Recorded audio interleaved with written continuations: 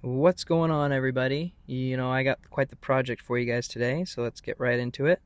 We're starting off, we're over here at Home Depot. We got to find the perfect piece of wood. Let's see if we can find it. Huh, that was easy. They even cut it for me, which is kind of handy because I don't really have a saw in this thing. But it actually turned out to fit pretty darn perfect, if I do say so myself. Granted, of course, I'm not really fully equipped to even be doing any of this.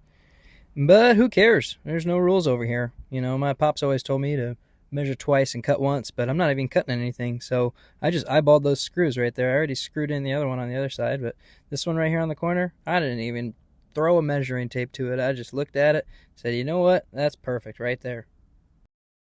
And then I was admiring my work, and that's when I opened up my cabinet and realized just how cheapo I had gone on this flimsy little plastic cabinet when I first installed it. So I had a pretty decent idea on how to make it just a little bit stronger. And so, I did a few measurements here, a few measurements there, and actually I couldn't even frickin' read that, so we had to remeasure it again. But, any case, beside the point, we ran back into Home Depot, and Home Depot didn't have what we needed. So teleported on over to Hobby Lobby, and they actually had exactly what I needed. This thing. But I didn't need all these other pieces, so we stripped it down.